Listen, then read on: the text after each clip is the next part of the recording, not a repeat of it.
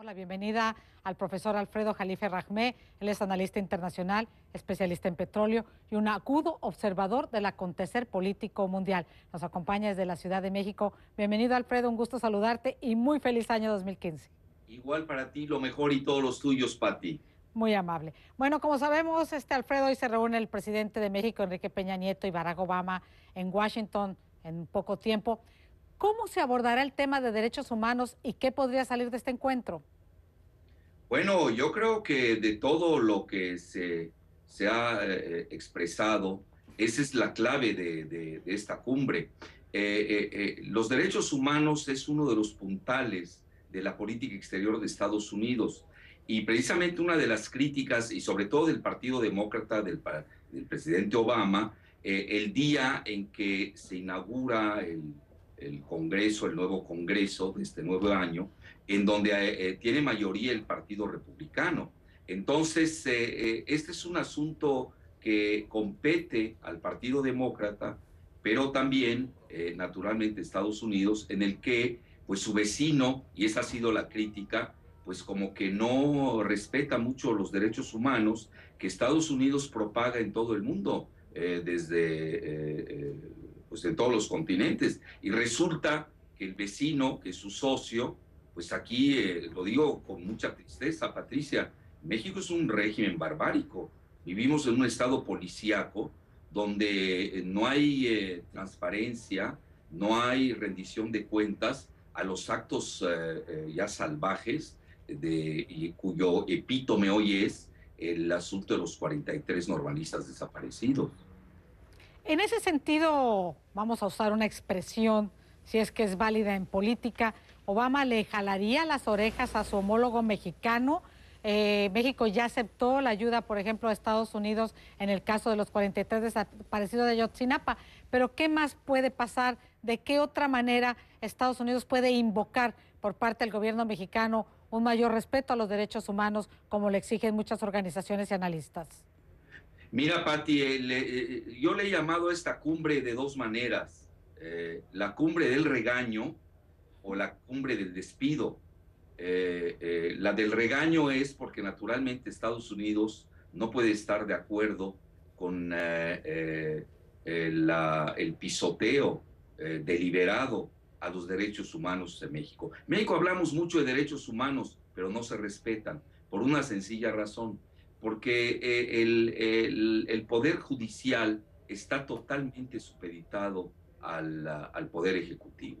Igualmente, el Poder Legislativo está totalmente supeditado a una presidencia imperial, entonces, para no decir dictatorial de 6 años. Aquí lo que Estados Unidos debe homologar también, no solamente preocuparse por el petróleo, por el comercio, que han avanzado y se han profundizado a tal grado que pues ya se puede hablar de casi una integración en todos los rubros en América del Norte, bajo la batuta de Washington, de sus dos vecinos que son Canadá y México.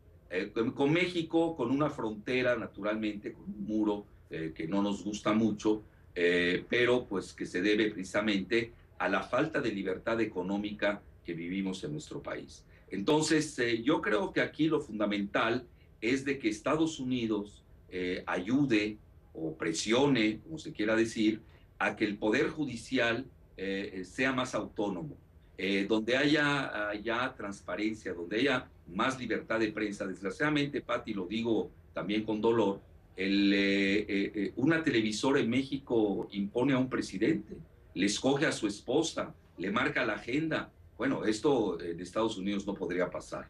Ustedes tienen un régimen plural de radios, de televisoras, de prensa libre. Desgraciadamente esto no lo tenemos en México y hoy lo que está surgiendo es algo único que no habíamos vivido, el surgir de la juventud por medio de las redes sociales. Es decir, la realidad demográfica se está imponiendo. Mira, yo, Pati, incluso abro de que México ya está viviendo la revolución, pero la revolución no va a ser como la de las Adelitas y Pancho Villa, ya está, porque la mitad del país tiene menos de 24 años. Estás hablando que 60 millones tienen menos de 24 años y hoy son los que están saliendo a la calle a protestar porque no tienen futuro además. Entonces hoy Ayotzinapa ha sido precisamente la gota que derramó el vaso de una barbarie que viene desde atrás, desde 1968, y donde no han sido juzgados los culpables. Yo creo que esta es la parte clave y yo me felicito que el presidente Obama le jale las orejas a Peña. Pues por eso queríamos iniciar esta entrevista, Alfredo, precisamente tocando el punto más álgido o agudo que seguramente conversarán entre ambos mandatarios. Pero también cabe aquí preguntar qué papel podría jugar México en este nuevo escenario de restablecimiento de relaciones entre Cuba y Estados Unidos. Recordemos que México ha sido una especie de interlocutor con la isla y el resto de América Latina, pero en esta ocasión la diplomacia mexicana pues no habría quedado muy bien parada porque La Habana y Washington se entendieron por su propia vía, pero ahora entra una nueva etapa. ¿Qué podría jugar ahí, qué papel la diplomacia mexicana, Alfredo? Bueno, mira, México tuvo un rol tradicional en su época dorada de la diplomacia y nosotros éramos el back channel con Cuba, hasta que llegó Fox y su canciller fugaz y por cuestiones personales, viscerales, rompieron prácticamente las relaciones con Cuba. Ahora hay que reanudar, hay que reconocer que el PRI siempre ha tenido relaciones óptimas con Cuba, pero no olvidemos que la reanudación de las relaciones de Estados Unidos y Cuba se dan con el Vaticano, con el Papa Francisco, que es jesuita. No olvidemos tampoco que Fidel Castro es un estudiante de los jesuitas, y con Canadá, y México fue dejada de lado. Ahora, yo me pregunto, Patti, ¿cómo puede un régimen barbárico como el nuestro en México darle elecciones a otro régimen como Cuba? Es decir, nosotros no tenemos autoridad moral para ello. Yo creo que en ese sentido, yo creo que hay más de fondo en ello. Está quizás la repartición de los límites